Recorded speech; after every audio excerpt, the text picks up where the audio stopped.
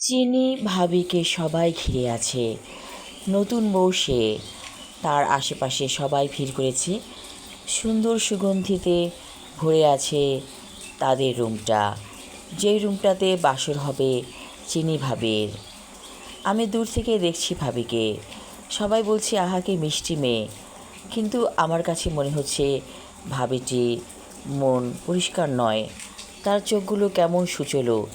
সে আশেপাশে যখন তাকাচ্ছে তখন আমার কাছে মনে হলো একটা অন্যরকম মানুষের প্রতিচ্ছবি যেন। কার সাথে তাকে তুলনা করা যায়? একটা সাপের সাথে? আমার সেরকমই মনে হলো। জাহেদ বলল, কী রে দোস্ত, তুই এখানে কি করছিস? আয়, ভাবির সাথে বসে চা খাবো। আমি বললাম, ভাবির সাথে বসে চা খেতে ইচ্ছা করছে না, চল তোদের উঠোনের বকুল তলায় যাই। জাহেদ বলল, কি বলিস? চা দেওয়া হয়েছে ভাবির রুমে, সবাই খাচ্ছে। আমি বললাম, আমার ওখানে যেতে ইচ্ছে করছে না। অবশেষে জাহেদ 2 কাপ চা নিয়ে চলে এলো বকুলতলায়। বকুলতলাটা একটু দূরে বাসা থেকে। জাহেদদের বাসাটা অনেক বড়, বিশাল উঠোনের এক পাশে বকুলতলা। আমি আর জাহেদ সেখানে বসে আছি। জাহেদ বলল, চিনি ভাবিকে অনেক ভালো লাগছে, তাই না? আমি বললাম, জাহেদ, আমি একটা কথা বলি, আমি না আগে থেকে অনেক কিছু টের পাই। তোদের এই চিনি ভাবি তোদের একটা বিরাট অপয়া। জাহেদ বলল, ছি, তুই এত বড় কথা বললি? তোর একটু বুক কাঁপলো না? একটা মিষ্টি মেয়ে আমাদের ভাবি হয়ে এসেছে। আমি বললাম, সে একটা ডাইনি।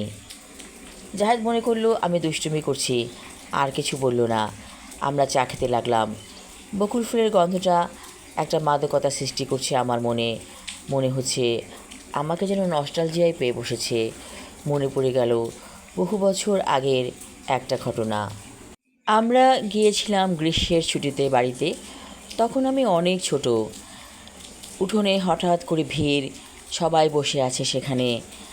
আমাদের এক চাচা, সে কাঁদছে হাউমাউ করে, কারণ তার ছেলের বউটি অনেক খারাপ মানুষ, তাকে খাবার দেয় না। কাকার স্ত্রী মারা গিয়েছে, অর্থাৎ কাকিমা। ছেলের বউটি কাকাকে দু চোখে সহ্য করে না।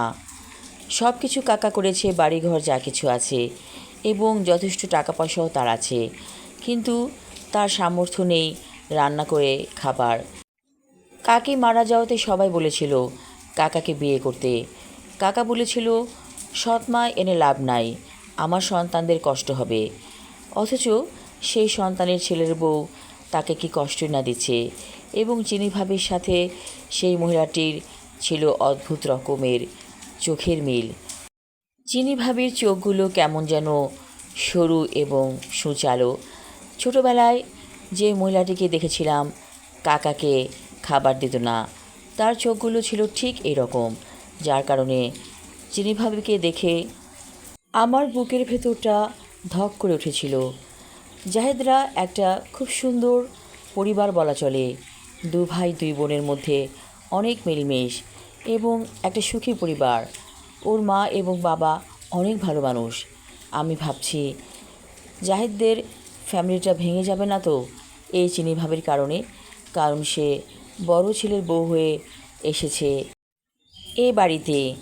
বড় ছেলের টাকায় বলা চলে অনেকটাই সংসার চলে। ঠিক মতো এখন সংসারের চাকা ঘুরবে তো? আমি ভাবছি, আর আমার মন খারাপ হয়ে যাচ্ছে। আমি আমার লেখা ছোট গল্প অপয়া পর্ব 1 পড়লাম। পরবর্তী অংশ থাকবে আগামী পর্বে। ধন্যবাদ।